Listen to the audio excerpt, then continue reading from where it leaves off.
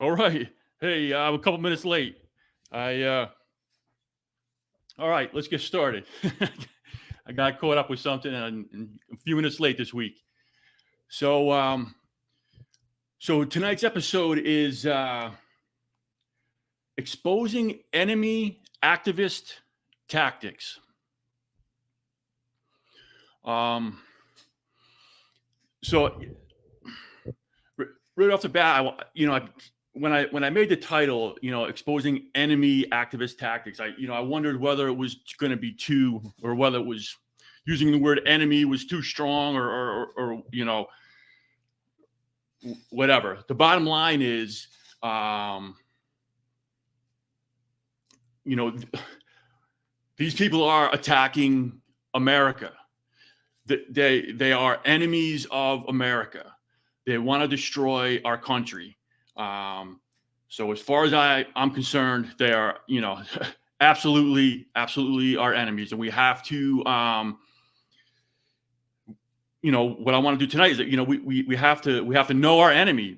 Bottom line, so the more we can know about, how they operate, the better off we'll be in trying to resist what they're doing.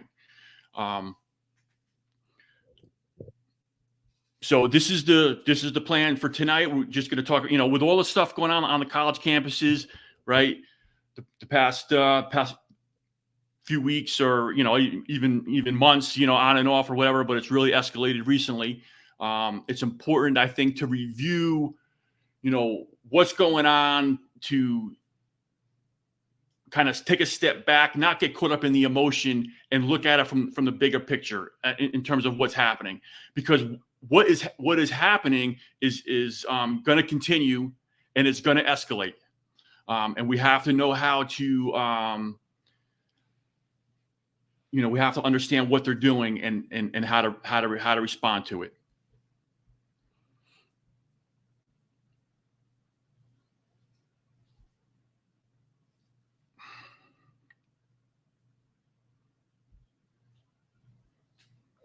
So something to understand too is, real quick, is these protests are organized. These people are trained. They're well funded. They've been doing this for forever, really. They have playbooks. They have plans on how they do things, and how they organize, and how to instigate people into reacting a certain way that they want them to react to, so that they can make them look bad. All these different tactics. One, a book that's been out for a long time is this Rules for Radicals. It's something that they followed for a long time, from Saul Alinsky. There's an updated version. And this is available online. It's called Beautiful Trouble. And this goes through all kinds of strategy and tactics, and the theories behind it, and how to do it. And it's, like I said, it's available online. It's available. You can buy the book. It's available online, I believe, for free. But certainly the website, beautifultrouble.org website, gives you pretty much all the information.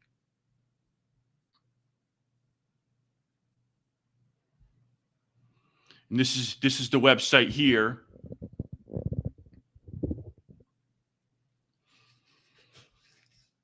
Right, so you can see Beautiful Trouble up here, right? Creative tools for a more just world. This is their activist toolbox, what they have here. I'm just going to go through some of the things that they talk about. There's a whole bunch of them. You can go on the website and look at it yourself, right? One of the tactics is occupation, right? Which is certainly what they're doing now at the colleges. Physically occupying contested space to create community and disrupt the functioning of power, right? Blockades. This is with the highways and the bridges, and doing it in front of airports to try to give people a hard time getting in and out of airports, all of these types of things, right? This is, I mean, obviously we see them doing this, we know they're doing it, but the point that I'm trying to get across is that this is, not a spontaneous grassroots effort of people caring about whatever cause this is. This is a highly orchestrated, highly funded operation. And the goal is to really intimidate people, ultimately intimidate people and scare people, and to eventually gain control over them. One of the principles here is anyone can act. So you'll see a lot of things that they do. They'll they talk about different types of theater, different types of performances that they do while they are protesting. Whether it's they're acting that like they're injured, or acting acting out a scene to gather a crowd, and just using theater as a way to get people's attention, or even just acting in a certain way that's going to get emotions high and amplify the situation. Here's another one here. Do the media's work for them. You'll see in a lot, in all the protests, they have camera crews. They make press releases, providing the media with all the information that they need so that they can get their information out, so that the journalists really don't have to do the work. They have it presented right to them. This is a big one here. The real action is your target's reaction. What they try to do is they try to instigate a reaction out of the opposition, right? And they do this through kind of mid-level violence. You'll see them provoke, they'll push, they'll scream, they'll get in people's faces. They're trying to provoke a reaction, right? And they put their opposition in what's called a decision dilemma, right? Either they react to the pressure that's being put on them, and if they do, likely they will the activists will get their reaction, on video, on whatever, and then obviously turn that around and show that in a bad light. Or depending on what your reaction is, it may actually be something that you overreacted in because of the intensity of their antagonism towards you, right? So this is a huge part of it. They put their opposition in a decision dilemma using this mid-level violence to try to create a reaction. So they also do this through just through kind of like different language they use, right? Another way that you can think about this is that whole, the white fragility tactic that they use, right? Robin DiAngelo's book, White Fragility, saying that all white people are racist, and that, if anybody questions that or disagrees with that or anything at any level, she says that they are showing their fragility, their white fragility, right? So there's kind of, you're put in a no-win situation.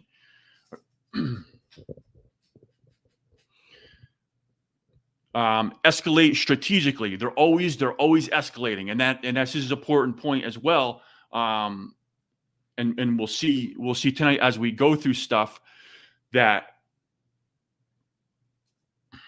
the rhetoric escalates, the intimidation escalates, and ultimately it will lead to serious violence, which is what everyone wants to try to prevent.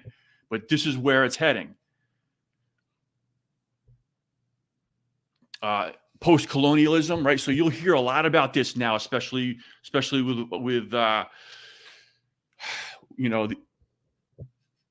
the issue with Israel and the Palestinians and Gaza and all this stuff, right? So, but they're using that. They're using the situation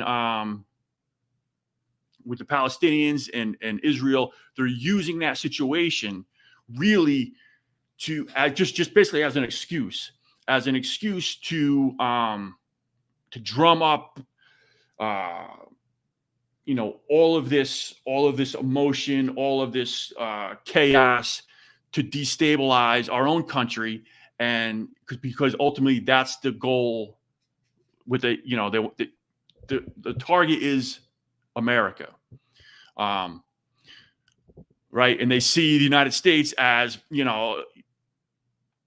obviously they see it as a colonial power that needs to be decolonized, which is this next one here, right? Decolonized, which basically means they need to disrupt, dismantle, and destroy the United States.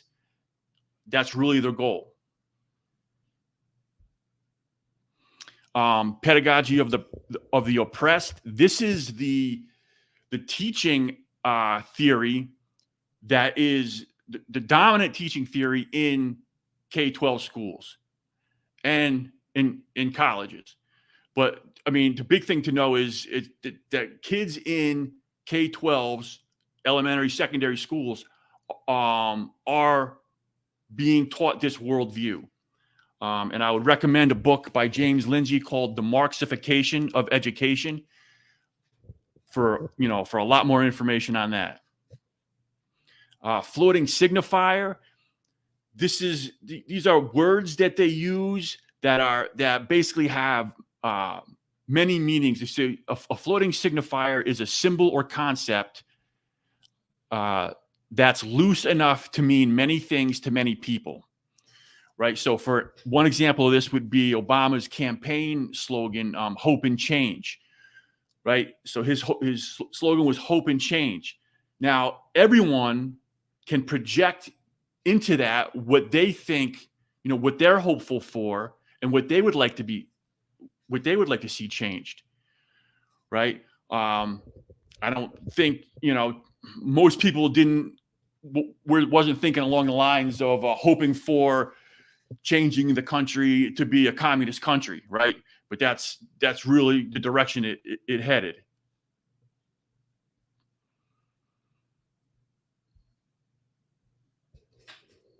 So this is a tweet here from James Lindsay. He's saying he just wants to point out some of the language here, right? So he says, in communist lingo, what you are currently seeing on college campuses is called a direct action. And here's a thing from the beautiful Trouble website. Direct action that changes our circumstances without handing power to an intermediary. Direct action interrupts business as usual, seizes leadership, and introduces an alternate narrative.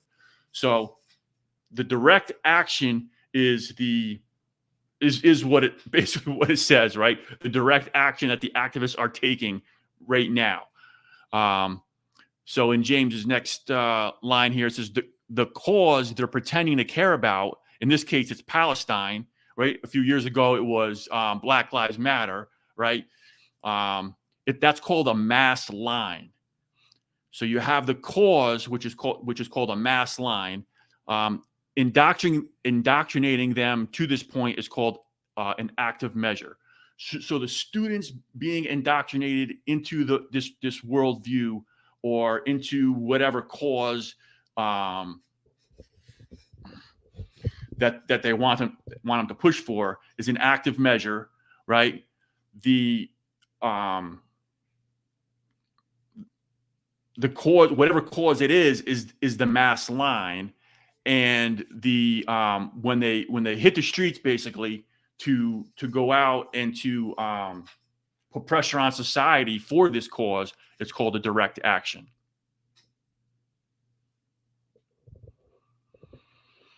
So here's a book. It's called From Dictatorship to Democracy, right? This is a book. It's actually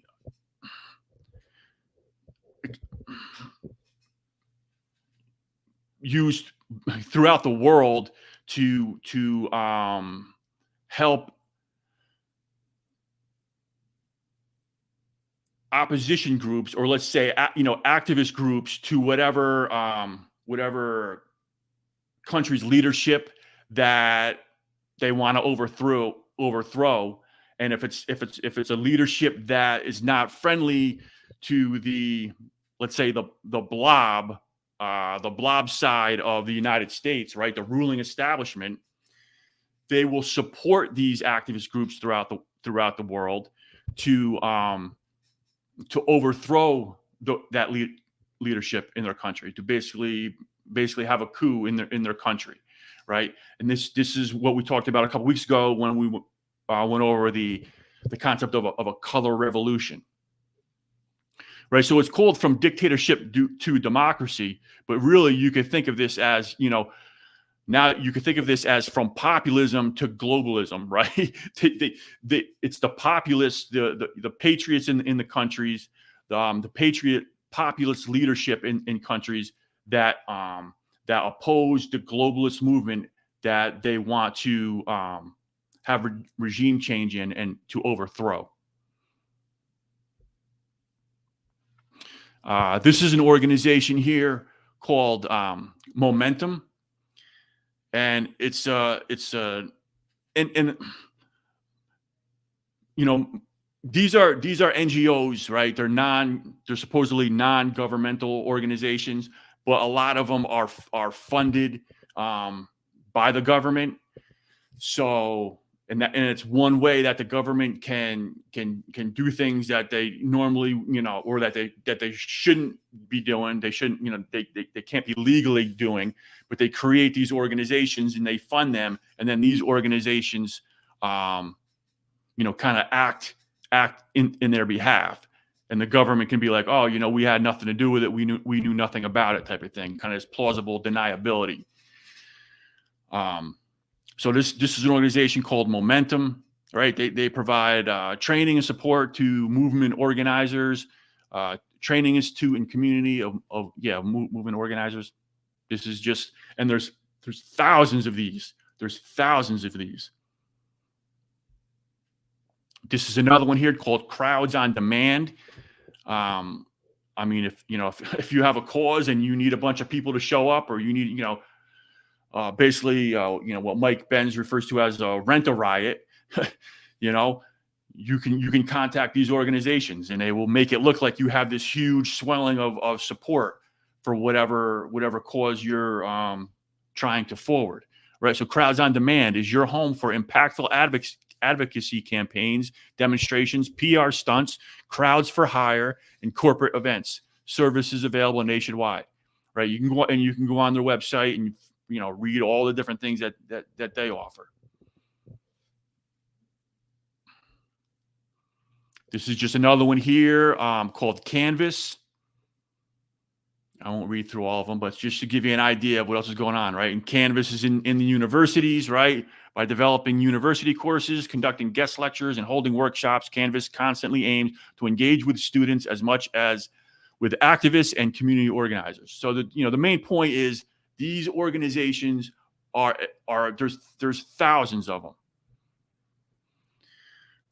So you can see here, just in this picture, right, how coordinated this whole effort is, right? Where did these students get all of the same exact matching tents, right? Just all of a sudden showed up.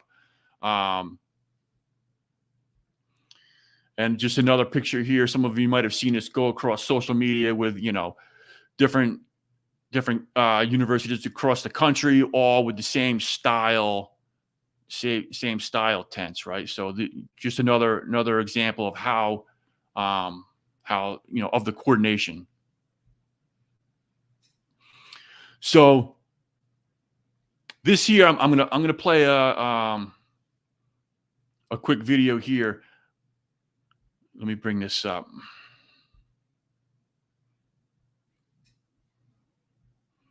This is a post from Andy No. Says, at the Columbia University Chaz-style occupation for Palestine, a non-student extremist speaker, well, this is his description, right? A non-student extremist speaker says the occupation is a militancy training ground to radicalize people into becoming fighters that continue their extremism once they leave the encampment. So just to, let me just play this here.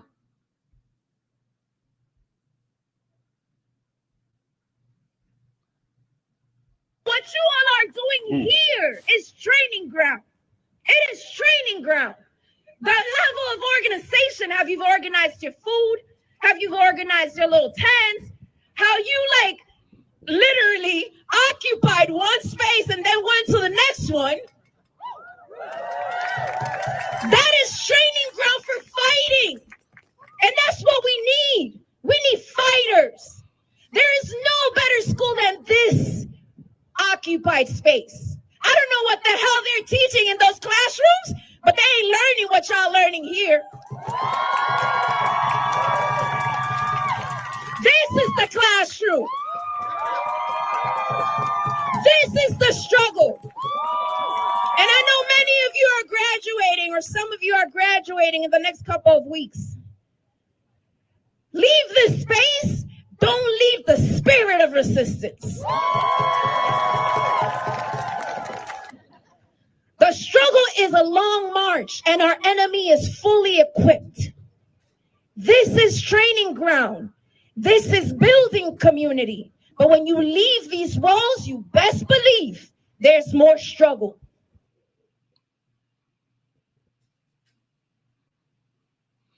Okay, so just, I mean, they come out and it's very clear, right? They are training, they're training themselves, they're training, and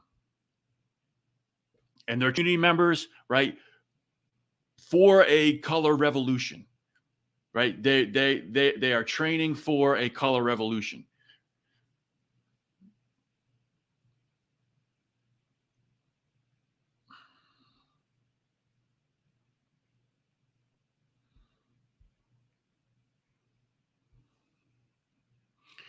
So I just wanted to read this post here. This is from a post from Brother Rashid. It says, as I watch what's going on in American universities, I can't help but feel a sense of deja vu. I witnessed Islamic groups rise by being active in universities in Morocco. The same thing happened with the Muslim Brotherhood in Egypt. It's the same old game played over and over.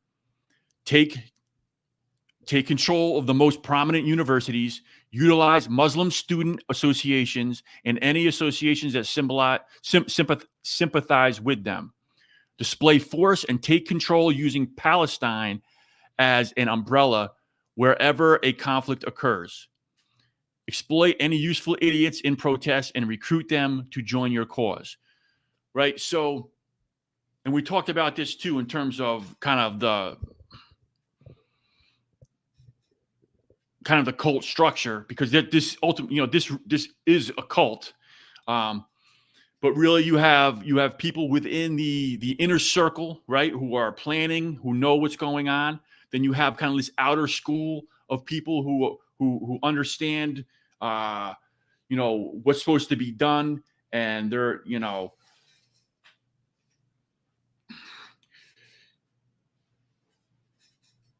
they understand the plans, and they are organizing people to execute the plans. And then you have kind of the outer school, who are just kind of the useful idiots who get caught up in the movement or just attach themselves to the movement, and they just go along and told what, do what they're told.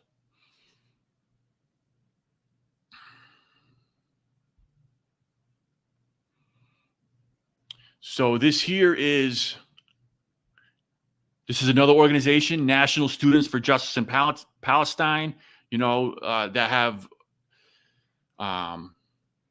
chapters, in universities across the country. This is a huge organization.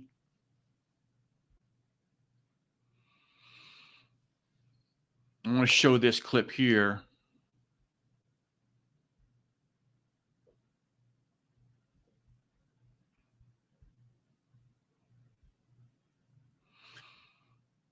So this is a post from Anthony Cabasa here.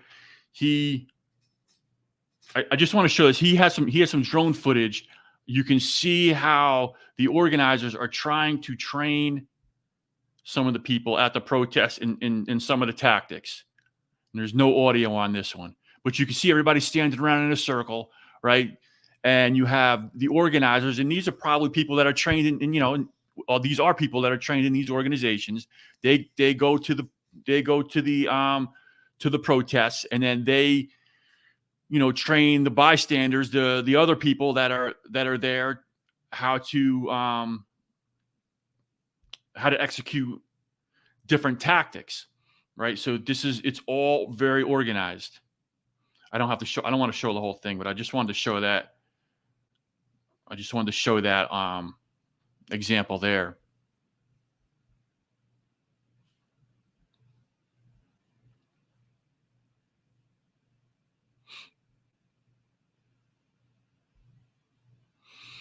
Okay, so this here is a clip from I believe it's the second part of the Evergreen State College documentaries. So we watched part 1 last week. Hopefully, those of you who if you got some good information out of that and you were interested, hopefully you watched part 2 and part 3. Like I said, things escalate in as it goes along. So, but I want to show you this so you can hear what the students say.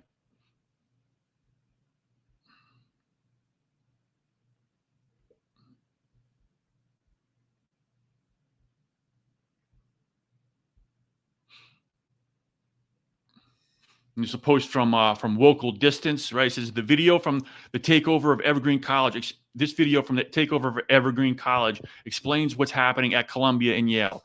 Evergreen students told their professors, "Didn't you all teach us how to do shit like this?" Right? So just so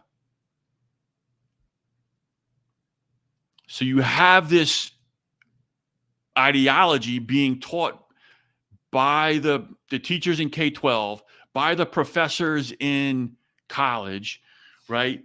Then you have these activist organizations, these NGOs, who are training these student activists even further, and it all just builds on top of each other. I would like to go now, but I also don't want to offend anyone if I walk out. So this is a scene where they have some of the professors kind of like they're pretty much holding them hostage. They're not letting them leave. They're making demands of them, and they're trying to intimidate and bully them. Right, is what they're doing. So this is what's happening. The students are standing around while the professors are sitting, kind of like taking the verbal abuse. I would like to go now, but I also don't want to offend anyone if I walk out. So would it be okay if some of us walk over? The fact that you're afraid of offending somebody by leaving to go and support the students which you all are here to serve is laughable to me. It's embarrassing. It's sad. It's disgusting. That's what your job is to do. It's to educate us.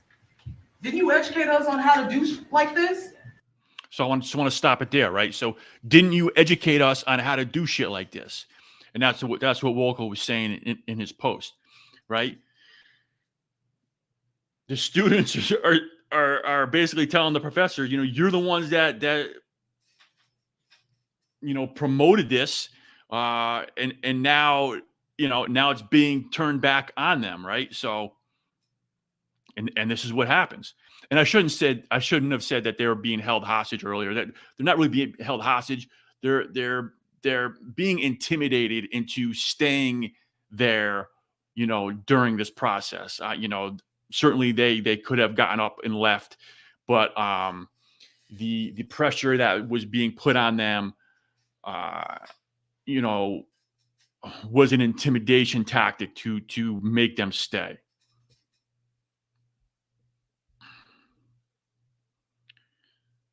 All right. So just an example of the different types of people that get involved in these movements. Like we said, we have these, these highly trained and highly funded organizations that are training the, kind of the leaders of the protests of the movement, who are then going to the protests and are training kind of people who are caught up in it and who have really no idea what's going on. And just as an example here, this is someone who just got caught. I'm not making excuses for her, but this is the level of understanding what they're even getting into. So, and you can notice the septum ring here. That's a dead giveaway. That's a dead giveaway of someone who's under the woke mind virus.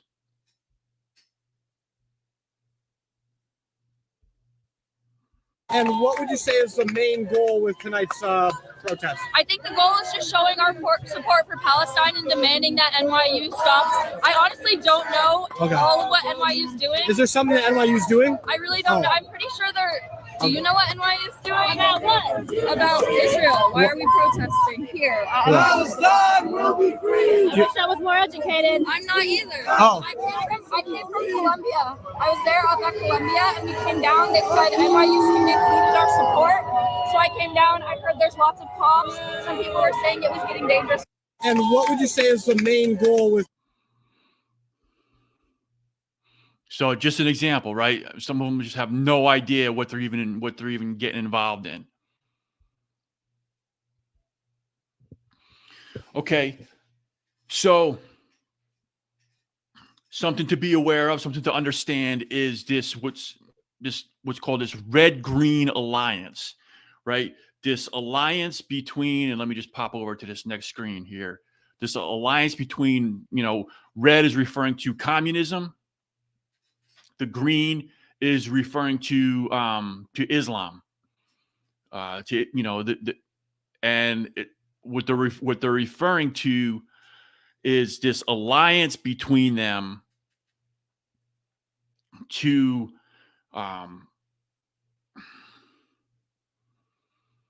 because they have common goals in terms of, first of all, they ultimately want to see the destruction of the United States, right? That's ultimately what they want to do, the destruction of the West, but the United States is the main target. So they have this alliance, even though they're, they certainly have their disagreements, but for their short-term goals, they have this alliance, this red-green alliance. And this is a book here, Woke Army, by Asher Nomani, if you're interested in learning more about that.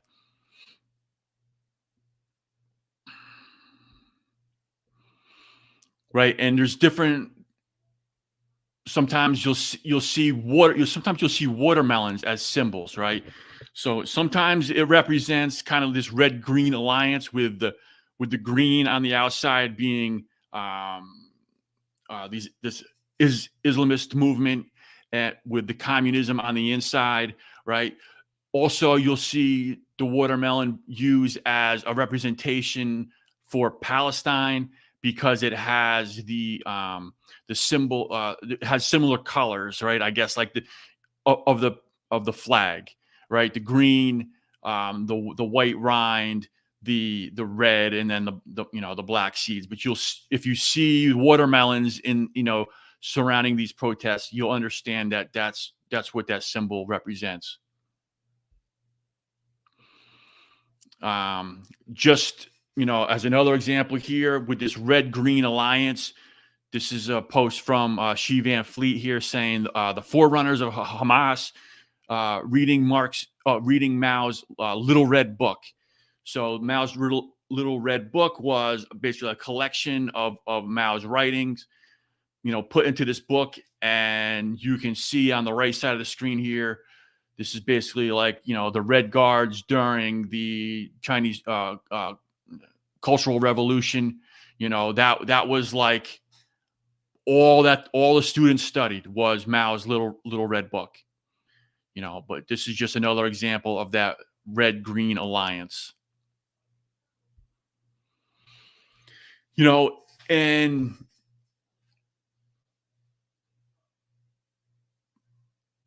people will see things like this sometimes. Just climate justice means free Palestine, right? And it really doesn't seem to make any sense. But when you understand that the climate justice is part of the communist movement, right? And then obviously the Palestine movement is under the Islamist movement, right? You start to understand it when you know about the red-green alliance. Also, like I said earlier, sometimes the climate justice is associated with the watermelon as well, because of the green energy movement, right, related to the climate, and the communism that is kind of within that as well. And this is just another example that wouldn't make any sense to somebody if they were kind of looking at it. He's wearing this scarf, and also has this rainbow kind of bag here. You wouldn't think that those two things would go together, but they do, because of the oppressor versus the oppressed narrative that everything falls under. And that's ultimately what the red-green alliance, kind of like what motivates them to join together, at this point in time.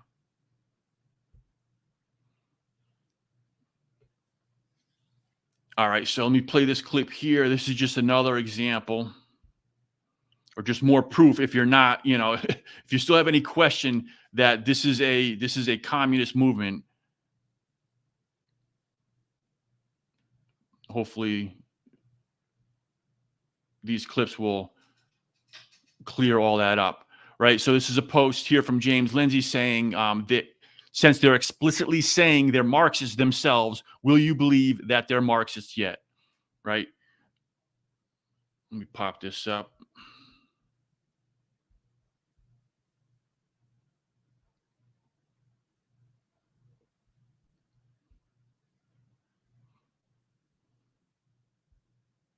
Okay. Pledge to do whatever you can to not work, not go to class, not do research, or otherwise fuck up the functioning of this despicable place until they meet our demands. You all are incredibly smart people who are so knowledgeable about things like post-colonialism. Right? Remember we mentioned post-colonialism earlier, right? And you can see how things have shifted, right? From critical race theory, right, during the BLM riots, and it kind of shifted to queer theory with all of these, with the drag queens in schools and all of these kind of pornography books in the elementary, middle, and high schools, and with the whole transgender movement and putting kids on puberty blockers and cross-sex hormones, and with stuff that's happening in the sports with boys playing on the girls' sports teams, all in their locker rooms and in their bathrooms, all of these things, right? So it shifted from critical race theory kind of to queer theory. Now this post-colonialism is going to be kind of like the next big push, right? And all of these fall under the same umbrella of this woke Marxism, which is American communism is what it is, right? But they all fall under that umbrella. They're just different domains. And something to know about this whole post-colonial movement and the decolonization movement is that it is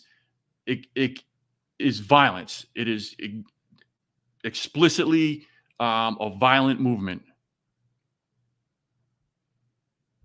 And Marxism and other Right? She says, and Marxism and other theories. Right? So these are theories. If you don't believe it yet, I don't know what to tell get you. out of your libraries and labs and put your theories into action and stand with them. Pledge to do whatever you can to not work. Okay.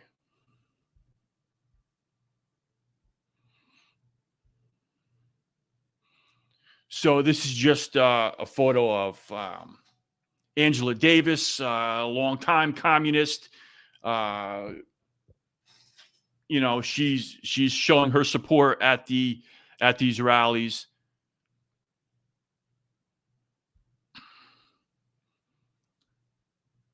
Another example here is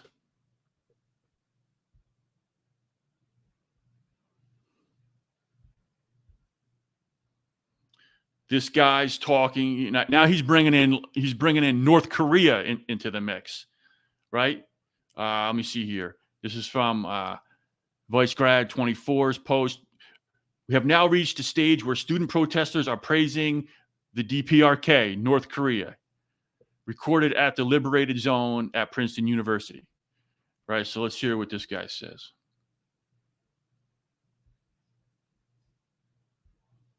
Either the Palestinian resistance or the DPRK are association with one another. But I think if we can... So he's making the association with the Palestinian resistance with North Korea, with the DPRK.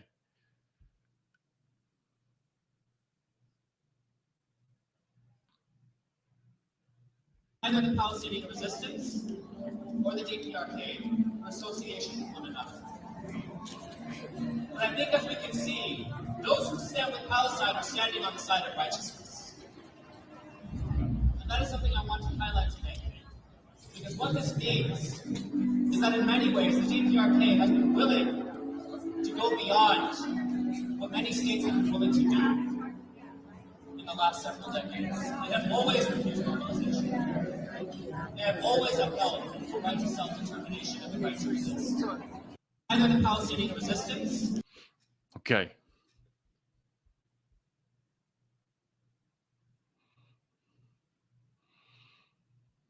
All right, let me do here.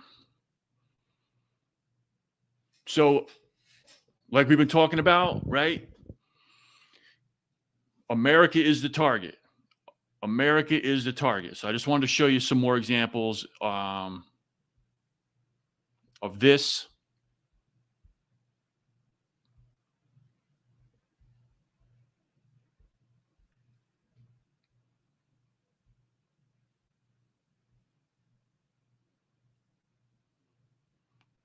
One second.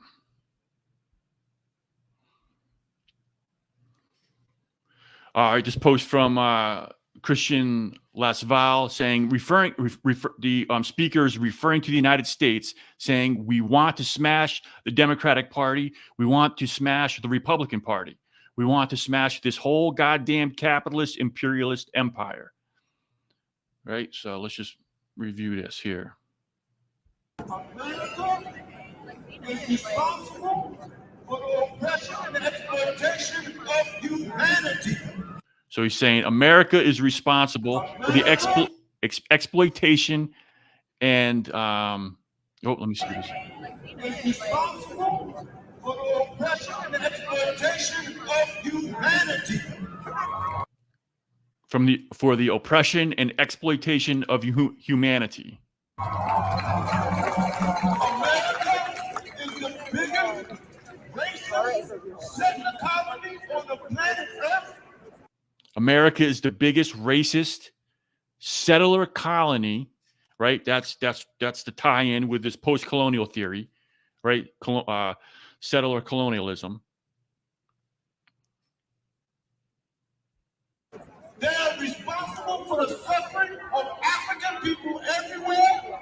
And when we say that our revolution is your revolution, we say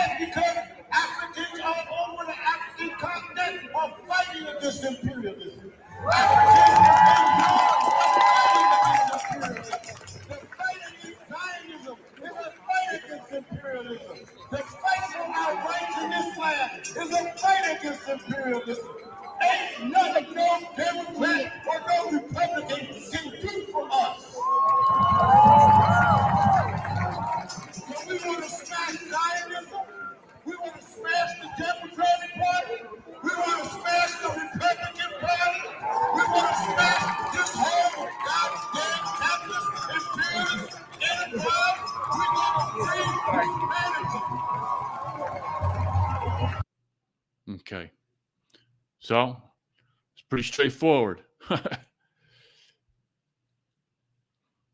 just a quick another example here.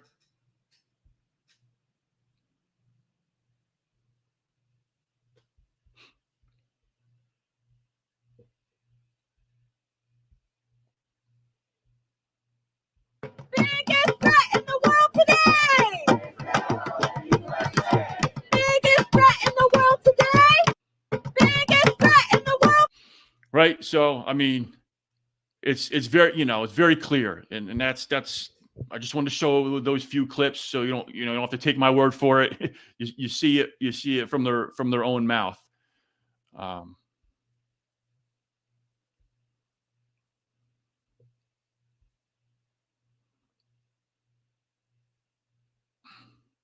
So this here is,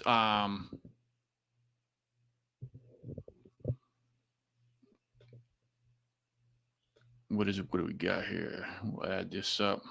This is at Harvard. They're taking down the American flag, and they took down the American flag, and they're raising the Palestinian flag. Right. Oh,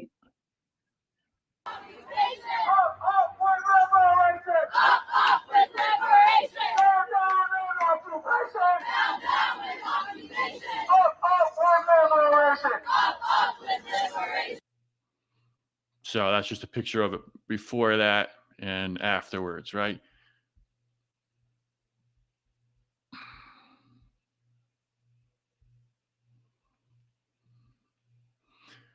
This is at North Carolina, Chapel Hill. They did the same thing there. They took the American flag down, put the Palestinian flag up. This is them burning the American flag. I mean, I know some of these images are similar to protests over the years and over the decades, right? But what I'm trying to explain to you is that this is escalating. There's a purpose behind it, and they're preparing for this, potential color revolution. Depending on how the election goes in November, they will be prepared to hit the streets in a color revolution if the outcome is not what they want. This is George Washington statue here.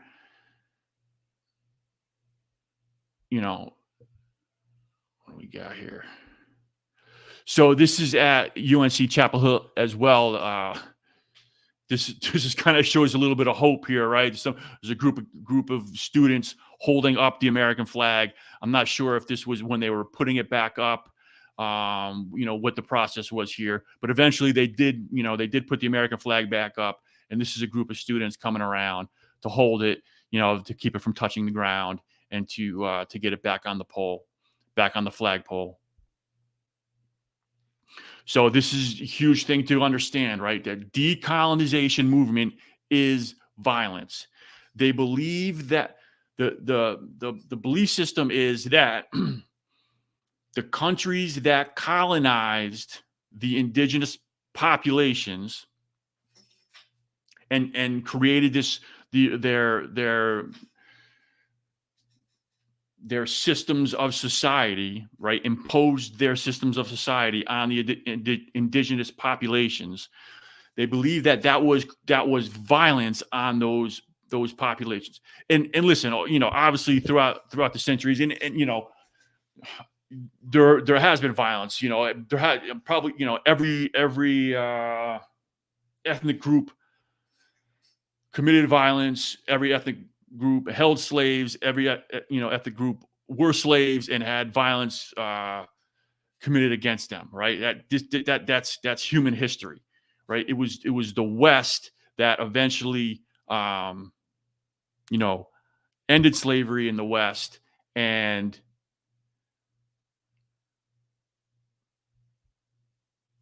that's a lot of people just don't want to think of it that way. But this decolonization movement is violence because they think that violence is being perpetrated against them by the system of so-called oppression that they live under. This is a post from James Lindsay. Decolonization is always a violent phenomenon, from Fanon. Right? Fanon wrote a book, The Wretched of the Earth, where you can read all about his kind of theories of his post-colonialism and decolonization.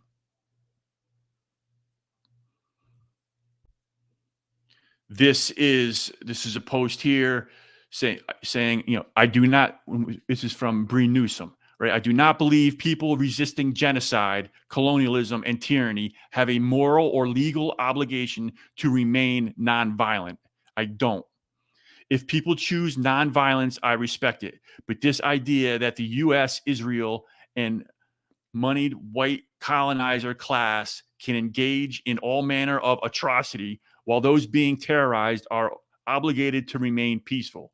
No, that's just more oppression, right? So that just lays out what we were just talking about. All right, let me bring this up here.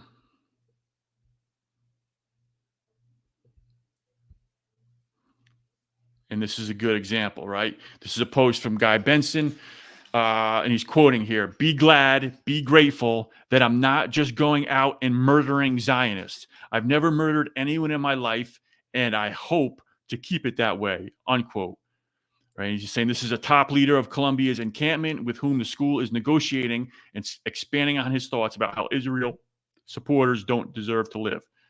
Right? But just is just an example of the violent mindset. And so be glad, be grateful that I'm not just going out and murdering Zionists. I've never murdered anyone in my life, and I hope to keep it that way. I genuinely hope to keep it that way. And so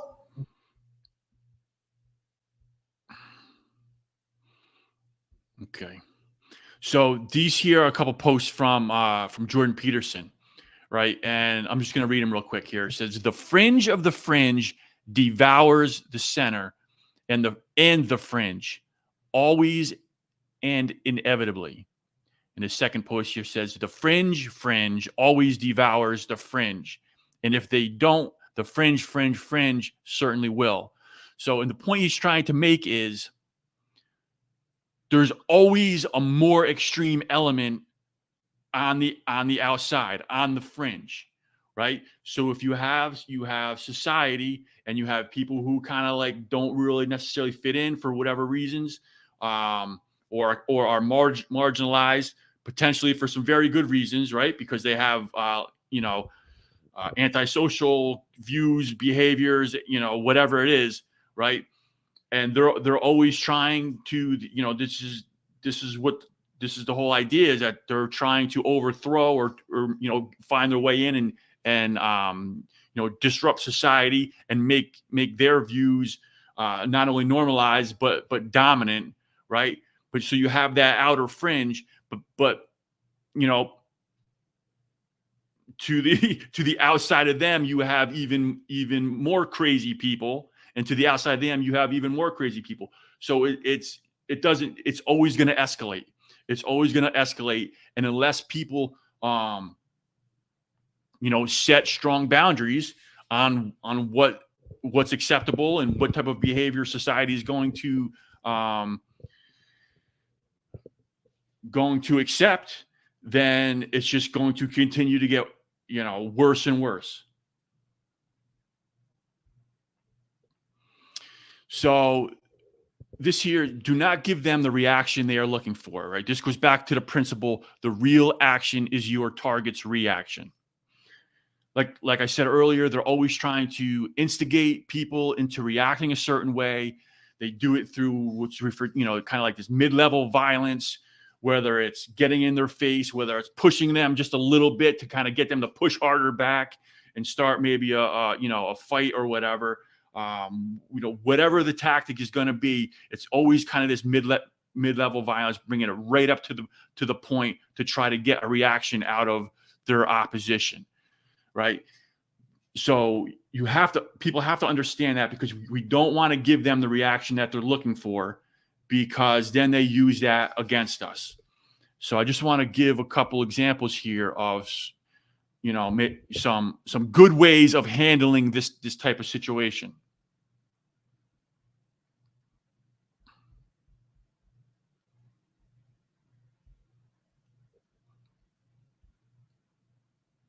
So this here is a student a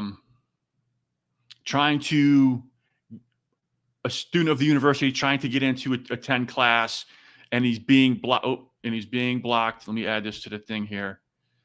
I just want you to see how he reacts. We're going this way. You guys have closed the entrance. We are UCLA students. I have my ID right here. I'm being blocked off, not by the security guard, but by you two. You three. Oh, look, they're making their burger while I'm going this way. Excuse me. This is what they do. Everybody, look at this. Look at this. I'm a UCLA student. So you see what he's doing, right? He's exposing what they're doing.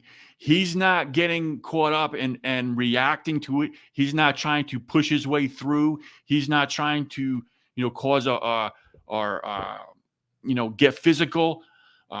He has every right to walk into this campus, right? But these students are blocking him. But what he's doing is he's showing through the video here, he's basically showing the world what they're doing, making them look bad, right? Making them look bad, exposing what they are doing, right? Rather than reacting the way that the protesters want him to react. We're going this way. You guys have closed the entrance. We are UCLA students. I have my ID right here. I'm being blocked off, not by the security guard, but by you two. You three. Oh, look, they're making their burger while I'm going this way. Excuse me. This is what they do. Everybody, look at this. Look at this. I'm a UCLA student. I deserve to go here. We pay tuition. This is our school. And they're not letting me walk in. My class is over there. I want to use that entrance. Why can't they go? Will you let me go in? This could be over in a second. Just let me and my friends go in to class. We're not engaging. Then you can move. Will you move? We're not engaging. Okay, we're going. We're going. I'm going in. I have my hands up. I'm not hurting them. I'm not hurting them. That's what they do. That's what they do, everybody. You guys are promoting aggression. You guys are promoting hate. We're UCLA students. We deserve to be there. Let's go. So that was a great job. He handled that really well, right? Not only exposing them right there in the local community, but having the video and basically posting it online so that basically anyone can see it.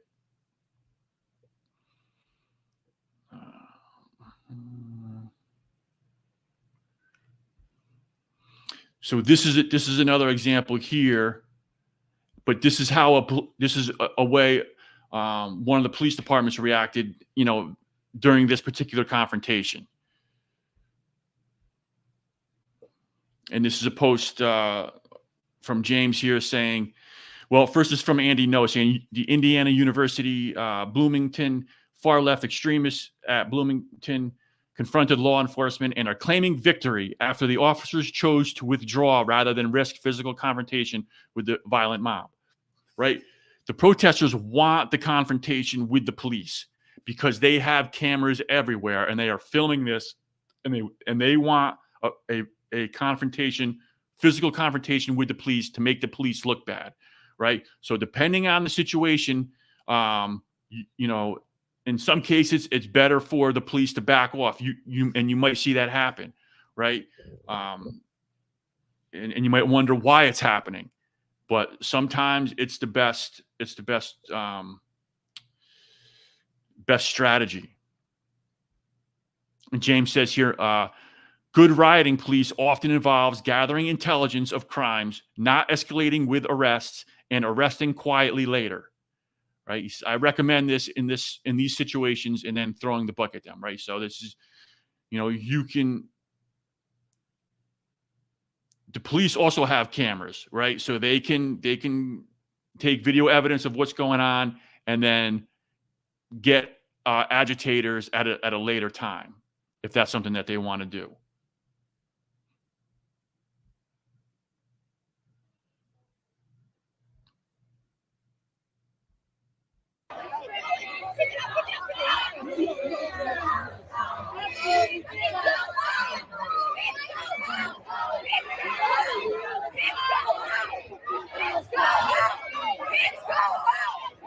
So you can hear them chanting, right? Pigs go home, all this stuff, right? They're trying to antagonize them. They're trying to get them to react. They're trying to, get their blood boiling so that, they have less control over themselves, over their emotions.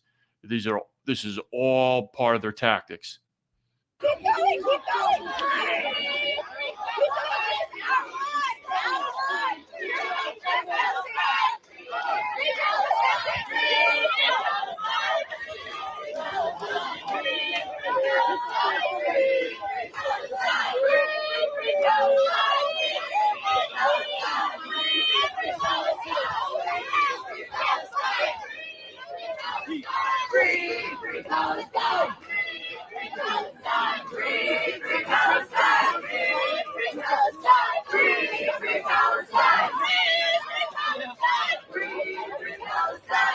So I just wanted to show that, right, as an example of one kind of strategy. I don't know all the strategies of the police department, right?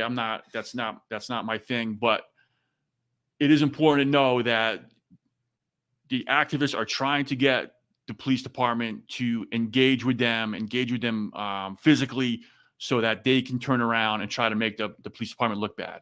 So in some situations, it's better to not engage with the protesters,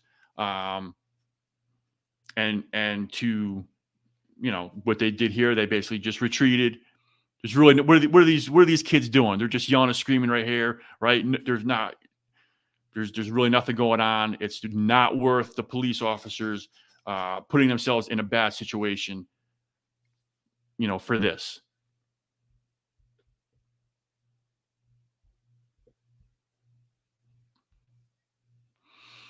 Okay, so we'll just go over some of the different tactics, some of the different things that the activists do to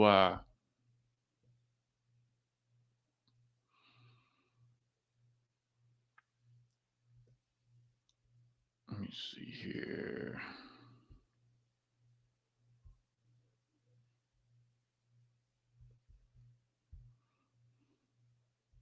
So this here is not necessarily a tactic.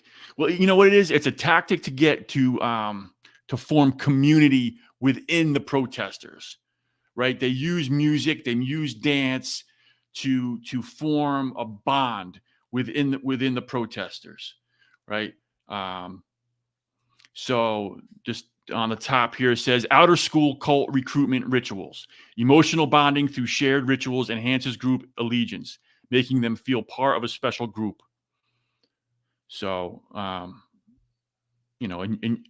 this is something everyone can really understand, right? You're in a large group, there's dancing, there's singing, people kind of feel that sense of community, right? And this is also one of the reasons why there's these, global citizen festivals that happen, throughout the country, throughout the year, to try to bring young people in, get them to feel a sense of community around this global citizenship idea. Anyway, this is some dancing and singing here.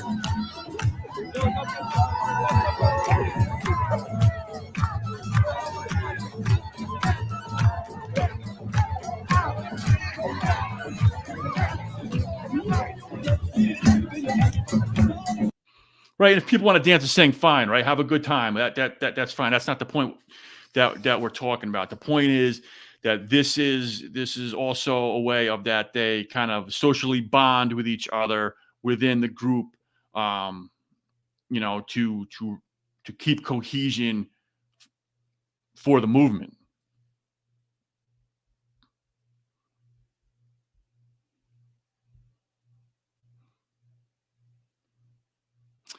So this here is something I'd like you to hear. This is called, let me see, post here from David Marcus, right? So he says, this is called the human microphone, first widely used at Occupy Wall Street. So this is a kind of a tactic they use to amplify a speaker's voice if there isn't you know, a microphone or things like that. But you can see how it kind of makes the other people in the group kind of automatons, just kind of like robots repeating whatever is being said. It's kind of freaky. That we can. So that we can Start to push them out of the camp. out of the camp. One step forward, One step forward, another step forward. another step forward. We ask We ask that you please respect that you please respect our privacy our privacy and our community guidelines, and our community guidelines, which you have so far disrespected, which you have so far disrespected, and leave our camp. and leave our camp. One step forward, One step forward.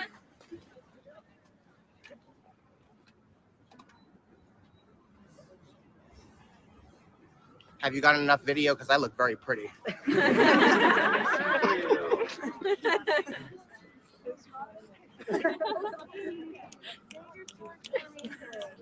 You guys don't have to do this, you know? You're all here because we're here. Why are you giving us We that were here power? before you came here. I understand that, but you're doing what Repeat after me. you're doing what you're Repeat doing. after me. I'm bored. I'm bored.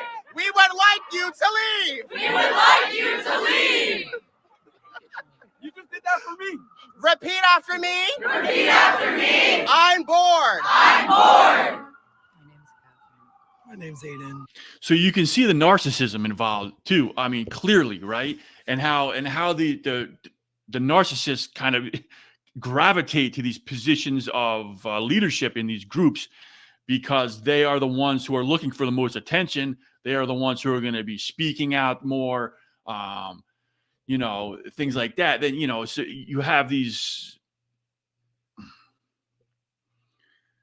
you know, people in charge of these groups, kind of the last people in the world that you would want to be in charge of any type of organization, right? But they easily rise to leadership positions within these movements. All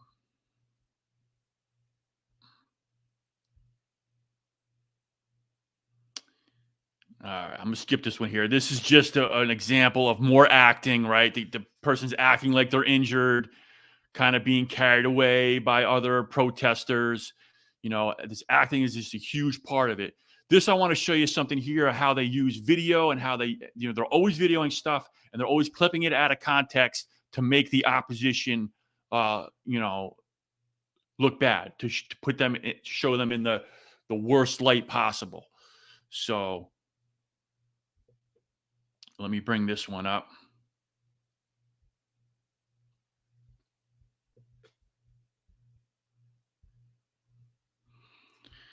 All right, so this is from post from so-called People's City Council, saying violent Zionist, right? This saying this guy snuck into Gaza Solidarity encampment at UCLA and started putting his hands on multiple people, trying to provoke protesters. This is who they are. Violent pigs. Expose this guy, right? So, and this is the video that they show here. Well, let me bring this up. This is the video that they show. Oh, I didn't touch you. but they I did not touch you. right? They show this guy pushing this girl down into this tent. Right? I didn't touch you. I did not touch you. No. I didn't touch you. Right. So that's what they show. Now, let's look at you know, the longer video to find out what happened before that incident. Right. This is what they don't want you to see. Well, and just real quick, that was this is a post from She Van Fleet saying, you know, Shane, here's the right info for you, basically. You know, don't try to manipulate people. Right, so this person here is saying, right, that they were lying. This guy's an Iranian. He was assaulted first from behind by a pro-Palestinian. Here's the full video. So anyway, so this just so you can see the full video here.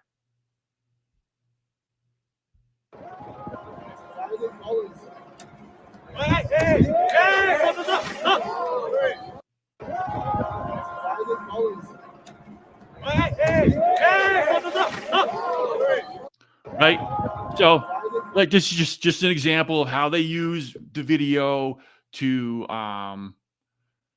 advance the message, the narrative that they want the public to believe.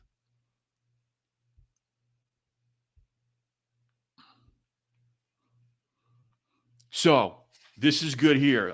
This is good to review as well, and I'm going to show this video first.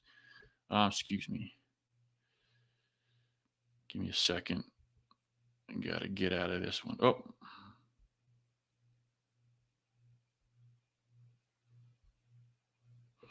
Okay. So I want to show this video here. Oh, wait a second. No, this isn't it. Give me a second.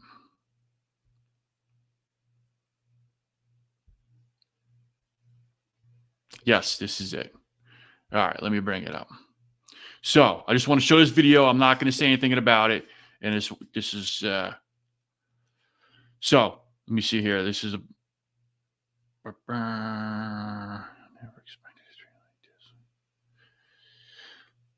this person here says Emory's Caroline, I don't know how to pronounce her last name, Folan is knocked down by the police while shouting, "I'm a professor."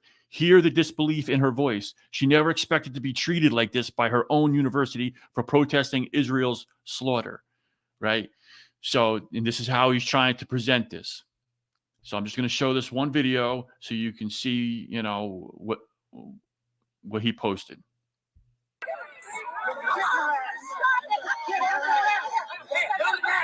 Get on. Yeah. Get on. Get on the ground. I said, get on the ground. Oh my God! Don't run this dog! Oh my God! Give me some cops! You steal your Come on, you head! Just in my head! On the concrete! Oh my God! Oh my God! You be more fascist! You are Hitler! You are a laughing dog! Shame on. So listen to the bystanders yelling at the police, right? You are fascists, you are dogs, you are Hitler. Also, you'll notice coming in a minute, you'll see cameramen coming in very close up. They want to get video close, good video of what's going on, of this woman being, manhandled by the police here. So far it looked like this police officer just kind of just grabbed this woman out of nowhere and to throw her down, for no reason here, right? But listen to the bystanders, what they're saying, and look for the video cameras. May you never live another day. I am a professor. This is an Emory professor, everyone. I am a professor. You're rabid dogs. So you can see how this is all staged. It's all theater, right? Now,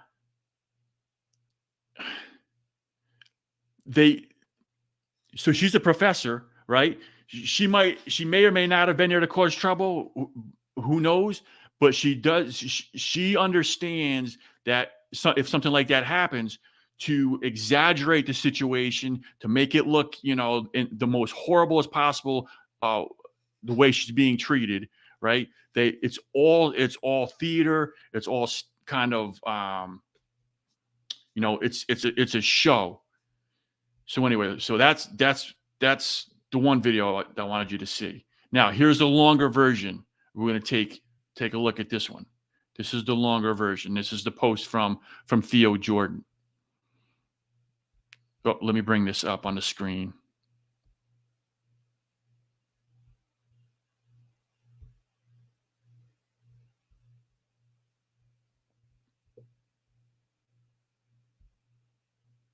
So here's the longer version. So just real quick, you'll see initially the police officers are, it looks like they're retaining someone here on the ground. Maybe they're putting them under arrest. Whatever they're doing, they're gaining control of a person on the ground for whatever reason. You'll see the professor come walking in from the left here over. She's in the white shirt, right? So watch what happens. There she is walking over, sticking her face into what's going on. Now with the police officers. Now she gets right in there and she smacks one of the police officers on top of her head. Get on This is where the other video picks up. Get on the ground! I said, go! Get on the ground! Oh my God! Go around the dog! Oh my God! Give me some cops! Let's see your my head! My head! My head! On the concrete! Oh gosh! Right? So you can see she wasn't, they didn't grab her for no reason, right? She got right into the space where the police officers were handcuffing another protester. Not only she got into their space, she was yelling at them, and she smacked one of them on top of the head. It was kind of hard to see that, her do that in the video, but she actually admits it. She actually admits it as she's walking out. Impulsively hit him on the head very lightly to get his She attention. possibly hit him on the head very lightly to get his attention. Excuse me, sir. Why are you helping him, right? She was so innocent. Impulsively impulsively. hit him on the head very lightly to get his attention. And they grabbed me, threw me to the ground, and arrested me. Okay. So anyway, that's that, right? But once again, I wanted to show the whole production, right? You have the activists who are trained in what to do in these situations in terms of exaggerating things, acting like they're injured, acting like it's the worst thing in the world, that that they're being treated horribly by the police, even though she just got done smacking one on the top of the head, right? You have the bystanders, the other activists, protesters, screaming and yelling at the cops right in their face to try to make them do something that they wouldn't normally do, in a more calm situation, whether they're trying to get them, not thinking straight and trying to get them pissed off so that maybe they react emotionally in a particular situation, right? They have the cameraman, they have cameras all over the place, right in there, right in the faces, right all over the place, all different angles to try to get every angle of what's going on, so that they can cut those videos, they can put them out on social media, they can put them out to their, to the press, whatever it is, to try to drive the narrative that they want the public to believe.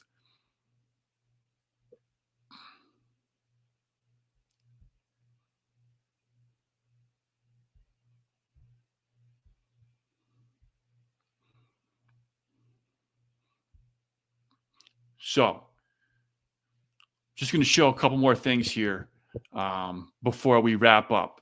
This here is for those of you who have watched, NFL football games on TV or even in person, whatever.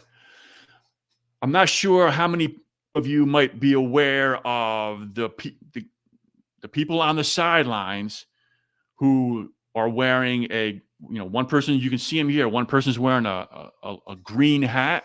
The other person is wearing these large mittens, orange mittens, these large orange gloves, right? So that they can be seen very easily. They can be identified very easily. These people, their job is to coordinate when the commercial breaks are during the games, right?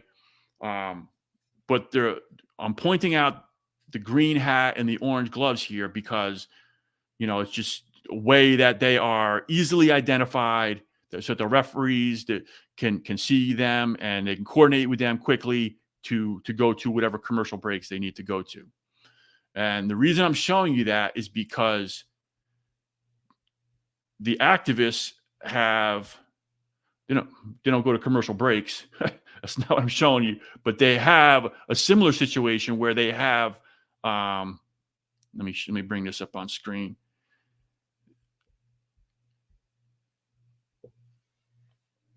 They have people wearing green hats that are easily identifiable. And these people are the legal kind of counsel for the, for the protesters, right? They try to get their names, whatever information they can get from them if they get in trouble, so that they can be contacted and try to, help them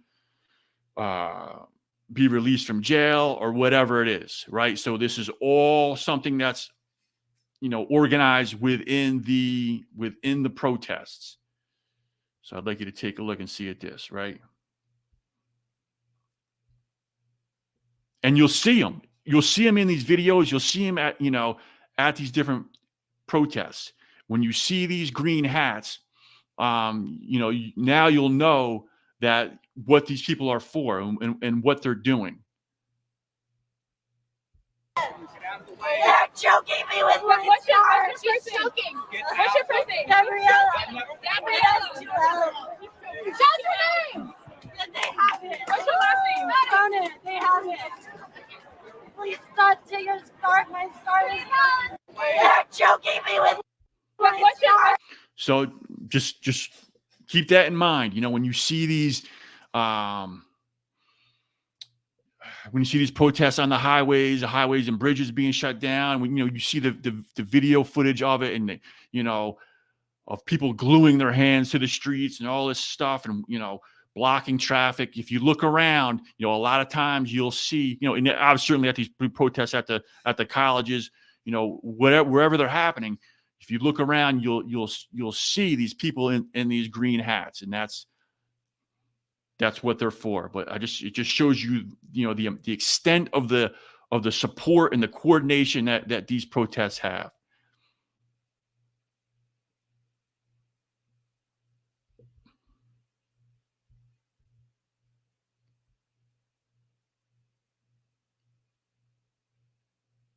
That's just another example here. So this is the last example that I want to show before we wrap up tonight here.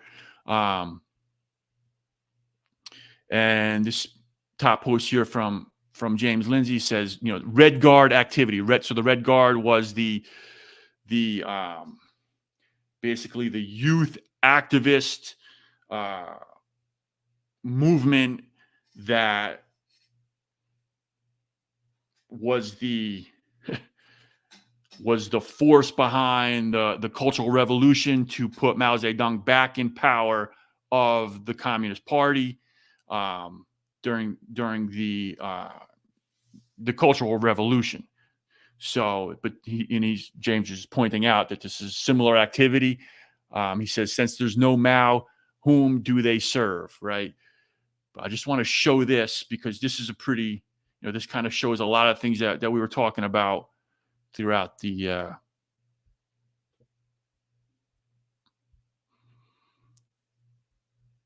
throughout this episode. Let me see here. All right. Let me add this to the stage. Where are we at here?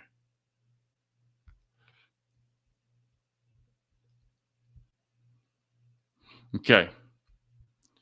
So this post is from Ford Fisher. It says pro-Palestinian protesters held a mock IDF execution of civilians, and that's IDF, Israeli Defense Force, execution of civilians and journalists outside the White House Correspondents' Dinner, using chalk and fake blood to portray war crimes, as they say journalists inside the event are complicit in. Right, so you can just see it. And this goes to what we were talking about earlier, this whole kind of like, acting, this theater, productions that they do to get attention.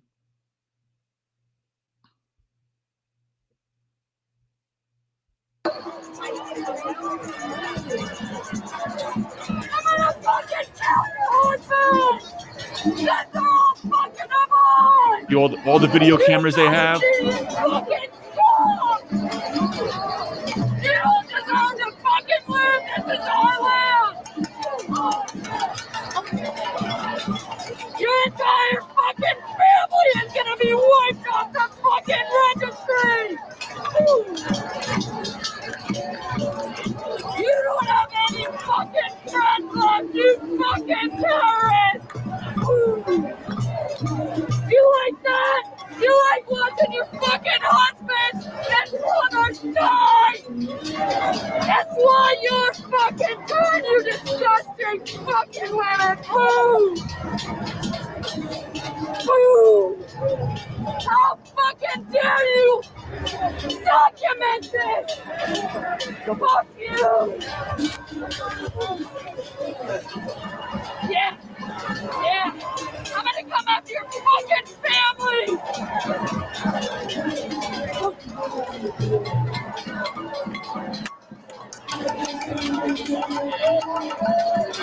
So you get the idea, right? I mean,